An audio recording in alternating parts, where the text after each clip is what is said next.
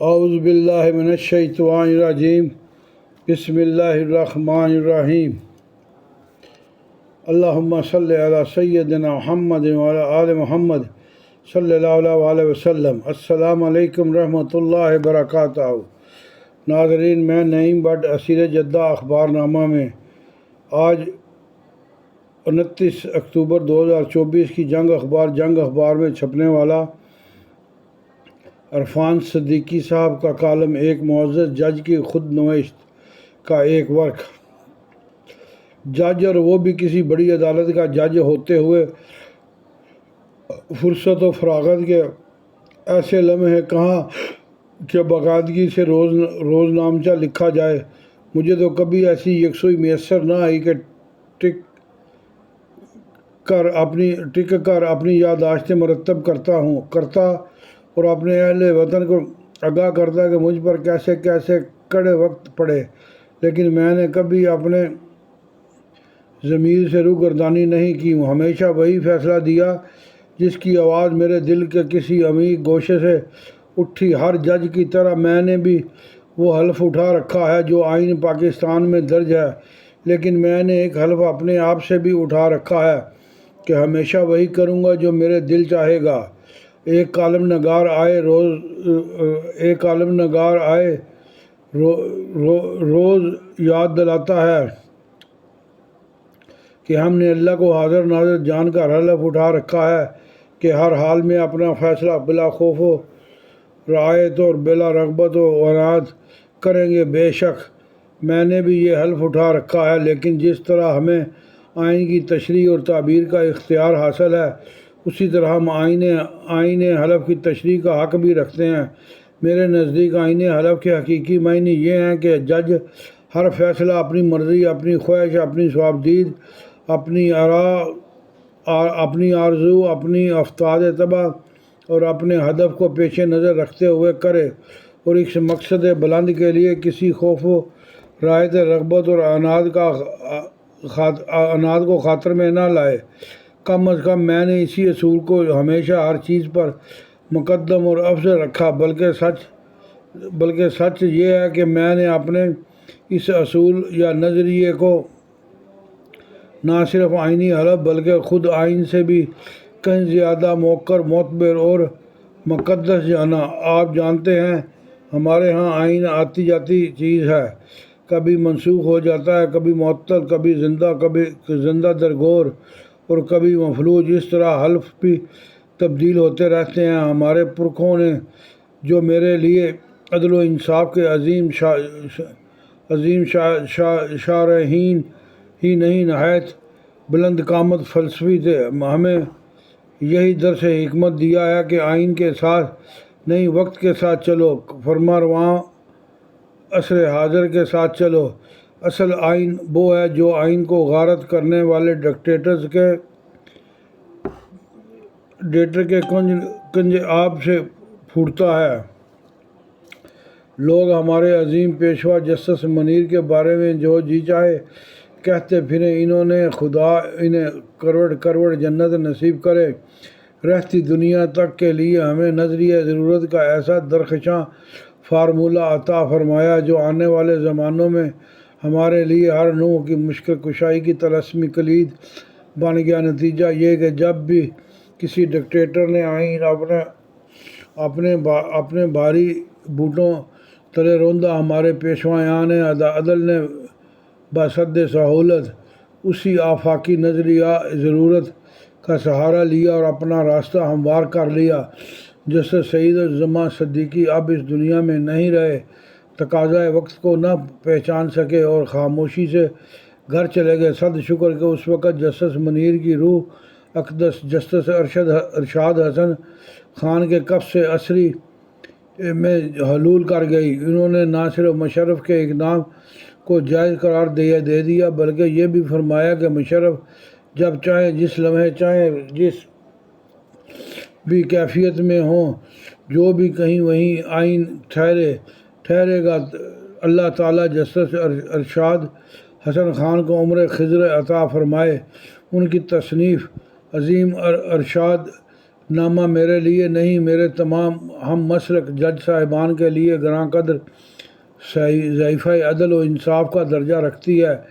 یقین جانیے اس عظیم ضعیفے کے زیر اثر سنہری گوٹے والی سیاہ ریشمی عبا پہنے آبنوسی کرسی پر بیٹھتے ہی آئین کے سارے نوشتے حرف نامعتبر کی طرح تحلیل ہو جاتے ہیں۔ آئین حلف بے نام سا ہیولہ بن کر کمرے کے نیم تاریک گوشوں میں گم ہو جاتا ہے۔ جسٹس منیر سے لے کر جسٹس ارشاد حسن خان، بلکہ ان کے بعد آنے والے عہد حاضر کے بعد جید مصنفین کرام کے تابندہ و درخشندہ فیصلے میرے ذہن کی لو پر ستاروں کی طرح دھمکنے لگتے ہیں، اور کہکشاں کا اعلی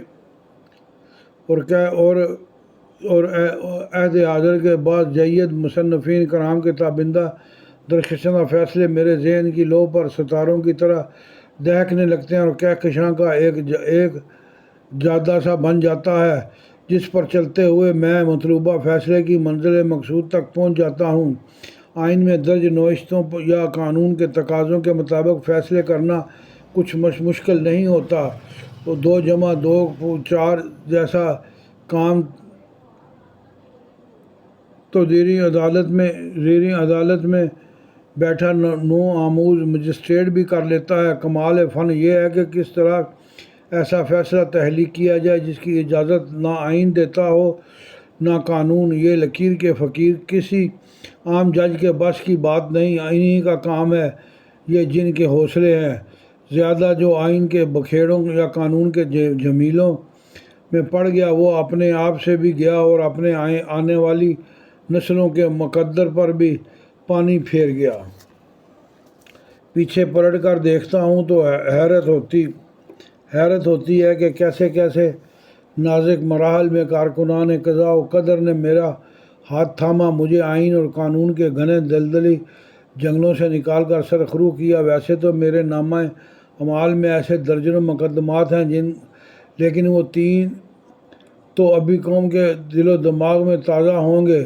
میں پنجاب کے ایک CPO غلام محمود ڈوگر کے تبادلے کا مقدمہ سننے والے بینچ میں شامل تھا کہ رات کے پچھلے پہر کسی نے میرے کان میں سرگوشی کی کہ پنجاب اور خیبر پختونخوا میں الیکشن کرانے کا قضیہ چھیڑ دو۔ یہ 2022 دسمبر کا ذکر ہے۔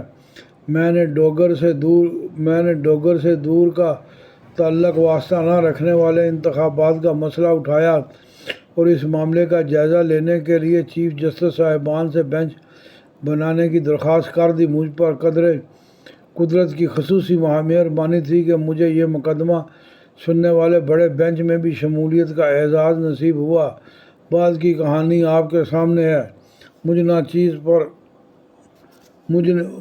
ناچیز پر دست قدرت کی خصوصی شفقت و مہربانی کا ایک اور کرشمہ آئین کے آرٹیکل 63A کے بارے میں صدر عارف علوی کا ریفرنس سننے والے بینچ میں شمولیت تھی۔ ہم نے بہت سوچا، رات بھر مشاورت کی کہ اس شک سے کس طرح ایسے معنی کشید کیے جائیں کہ پنجاب میں حمزہ شریف کی حکومت ختم ہو جائے اور پی ٹی آئی کو اقتدار مل جائے۔